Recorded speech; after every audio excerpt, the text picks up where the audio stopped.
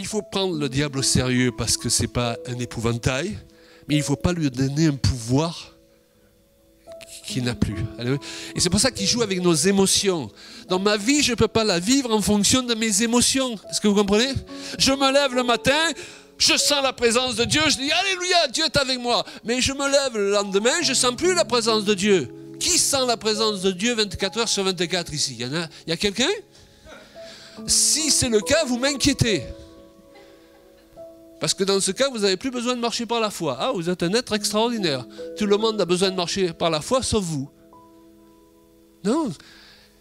Alors parfois, lorsque tu ne sens plus la présence de Dieu, le diable il vient et dit « Tu as dû faire quelque chose qu'il ne fallait pas. » Alors tu te cherches des péchés. Vous connaissez ces chrétiens qui vous cherchent des péchés même là où il n'y en a pas? Vous en avez rencontré comme ça? Ils veulent à tout prix... Non. Ben non. Simplement, si tu es humain, qui est humain ici? Voilà, il n'y a pas d'extraterrestre. Quoique ma femme, j'ai toujours pensé que je n'étais marié avec une extraterrestre. Mais c'est un autre sujet.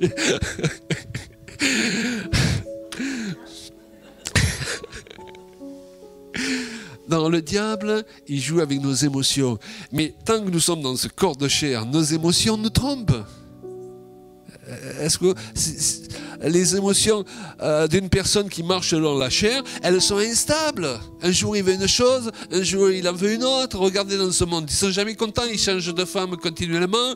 Les gens riches, ils changent de voiture, ils achètent une maison, elle ne leur plaît plus. Tu vis par les émotions. En tant que chrétien, on ne peut plus vivre par rapport à nos émotions. Je ne dis pas qu'il ne faut pas avoir d'émotions, mais il ne faut pas que nos émotions nous aient. Il faut avoir des émotions, parce qu'il y a aussi un enseignement parfois extrême dans l'autre sens. Tu es chrétienne, tu n'as plus d'émotions. Bien sûr qu'il faut avoir des émotions, amen. Mais il ne faut pas être géré par nos émotions, parce que nos émotions nous trompent. Parfois, elles s'alignent avec la pensée de Dieu. Alléluia. Il y a des jours, moi je sens la présence de Dieu, c'est super, et j'ai l'impression que ça va durer 10 ans. Et le lendemain, je me lève, pouf, on dirait qu'un rouleau compresseur m'est passé dessus pendant la nuit. Et je ne sens plus la même chose. Mais est-ce que Dieu il a changé pendant la nuit? Dans ma foi, elle n'est pas basée sur mes émotions. Quand elle s'aligne, alléluia. Quand elle ne s'aligne pas, moi je continue à m'aligner avec Dieu. Amen.